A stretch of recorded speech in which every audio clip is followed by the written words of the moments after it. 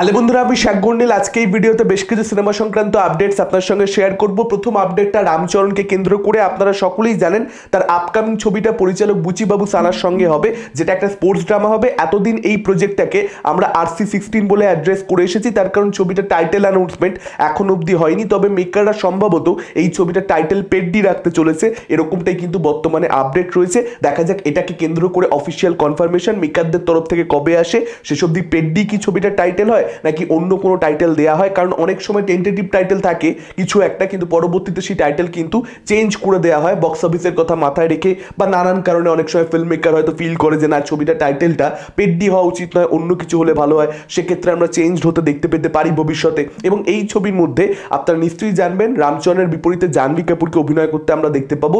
এর আগেও তেলেগু ছবিতে তার অলরেডি কাজ করা হয়ে গেছে, ডেবিউ তার হয়ে গেছে জুনিয়র এনটিআর এর বিপরীতে দেবারা পার্ট 1-এ।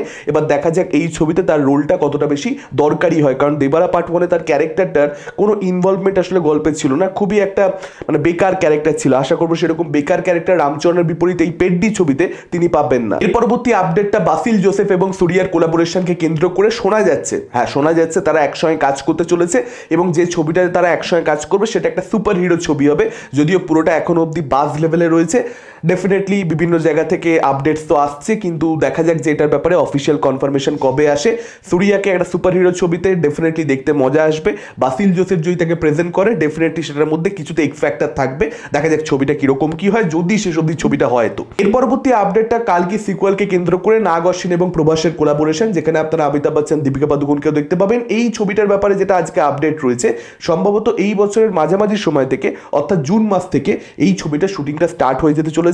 এখন দেখা যাক শেষ অবধি সেটা হয় কি হয় না, কারণ এরকম নানান আপডেট নানান সময়ে আসে, পরবর্তীতে জানতে পারা যায় যে না, শুটিং স্টার্ট হচ্ছে না, পরবর্তীতে শুট হয়তো স্টার্ট হবে। দেখা যাক কালকির ক্ষেত্রে কি হয় না হয়। এই ছবিটা যে খুব শিগগিরই মেকাররা বানাবে সেরকমটা প্রথম থেকেই কিন্তু মেকাররা প্রমিস করে এসেছে। তারা কিন্তু বারবার বলেছে তাদের কিছুটা পোর্শন সিকুয়ালের অলরেডি শুট করা রয়েছে, ফলত বেশি কাজ বাকি নেই, আসলে বেশি তাদের শুট করতে হবে না পার্ট 2 এর জন্য। দেখা যাক এবার শেষ অবধি কি হয় না হয়। এর পরবর্তী আপডেটটা সুপারস্টার দেবকে কেন্দ্র করে। আপনারা সকলেই জানেন তার আপকামিং ছবি হচ্ছে রঘু ডাকাত, যেটা দুর্গাপুজো 2025-এ মুক্তি পেতে চলেছে। SBF এর সঙ্গে তার এটা কো-প্রোডাকশন হতে চলেছে। ছবিটার অফিসিয়াল অ্যানাউন্সমেন্ট দ্বিতীয়বারের জন্য এই বছরের গোড়ার দিকে করে দেওয়া হয়েছে, আরও একবার করে দেওয়া হয়েছে। তো সেই ছবিটা কিন্তু প্যান ওয়ার্ল্ড রিলিজ পেতে পারে, সেরকমটাই হিন্ট দেব কিন্তু নিজেই একটা সাক্ষাৎকারে দিয়েছেন। তিনি কিন্তু জানিয়েছেন যে তার টার্গেটটা বাংলা সিনেমা 50 কোটি কালেকশন করবে, সেটাই। এবং সেটা তিনি একবার বললেন এরকম ব্যাপার নয়, দুবার বললেন, নানান সাক্ষাৎকারে তিনি এই কথা বললেন। এবং সেটাকে অ্যাচিভ করবার জন্য তাদেরকে যে আরও কোথাও একটা বড় পরিসরে রিলিজ দিতে হবে, এটাকে নিয়ে দেব কথা বলেছেন। শুধুমাত্র বাংলাতে নয়, তার সঙ্গে সঙ্গে গোটা দেশ জুড়ে, অর্থাৎ প্যান ইন্ডিয়া রিলিজ, তার সঙ্গে সঙ্গে গোটা বিশ্ব জুড়ে। অ্যাকচুয়ালি খাদান দুবাইতে মুক্তি পাচ্ছে, সেই প্রসঙ্গে কথাটা এসেছিল। এবং সেখানে কিন্তু দেব নিজেই বলেছেন যে রঘু ডাকাতকে তারা কিন্তু একসঙ্গে সর্বত্র গোটা বিশ্ব জুড়ে রিলিজ দেওয়ার কথা ভাবছে, অর্থাৎ প্যান ওয়ার্ল্ড মুক্তি এখানে কিন্তু রঘু ডাকাত ছবিটার হতে চলেছে। সেরকমটাই বর্তমানে আন্দাজ করতে পারা যাচ্ছে। এখানেই কিন্তু পরিষ্কার হয়ে যায় যে কতটা বড় স্কেলে মেকার এখানে ছবিটাকে প্ল্যান করছে, কারণ আমরা কিন্তু নর্মালি এইভাবে মুক্তি দেওয়া বাংলা ছবি এটা কিন্তু রিসেন্ট পাস্টে দেখতে পাইনি। প্যান ইন্ডিয়া রিলিজ হয়েছে, কিন্তু একই দিনে গোটা বিশ্ব জুড়ে মুক্তি দেওয়া। নর্মালি দেখবেন বাংলা ছবি একটা সময় বেঙ্গলে মুক্তি পায়, কদিন বাদে ন্যাশনাল রিলিজ হয়, খুব সফল হলে তখন ইন্টারন্যাশনাল রিলিজ আমরা দেখতে পাই, কিন্তু একই সঙ্গে সব জায়গায় এটা দেখা যায় না। সেই জিনিসটাই হয়তো রঘু ডাকাতের ক্ষেত্রে হতে চলেছে। এখানে মেকাররা খুব বড় একটা টার্গেট নিয়ে কিন্তু রঘু ডাকাত ছবিটা বানাচ্ছে অ্যাট দি ফার্স্ট প্লেস, ফলত ছবিটার থেকে আশা অবশ্যই অনেক বেশি থাকছে। এর পরবর্তী আপডেটটা অক্ষয় কুমারকে কেন্দ্র করে, হেরাফেরি পার্ট 3-কে কেন্দ্র করে। আপনারা সকলেই জানেন যে এই ছবিটা হবে, সেটার ব্যাপারে তো বহুদিন ধরে বহু আপডেট ঘোরাফেরা করছে, কিন্তু যত তাড়াতাড়ি শ্যুট শুরু হবে আমরা মনে করেছিলাম ততটা তাড়াতাড়ি কিন্তু শ্যুট শুরু হয়নি। ইনফ্যাক্ট অক্ষয় কুমার কিন্তু এখনও বলছেন যে তিনি জানেন না যে এক্স্যাক্টলি কবে শ্যুট শুরু হবে, তবে সব কিছু ঠিকঠাক এগোলে এই বছরই কিন্তু শুটিংটা স্টার্ট হয়ে যাবে।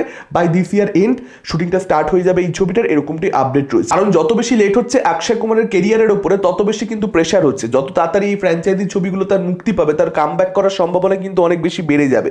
আপনারা দেখুন তার আপকামিং ছবি স্কাই ফোর্স, যেটাকে নিয়ে আমার পরের আপডেট। স্কাই ফোর্সের pre sales just disaster 17 lakh plus এই ছবিটার প্রি সেলসে এসছে।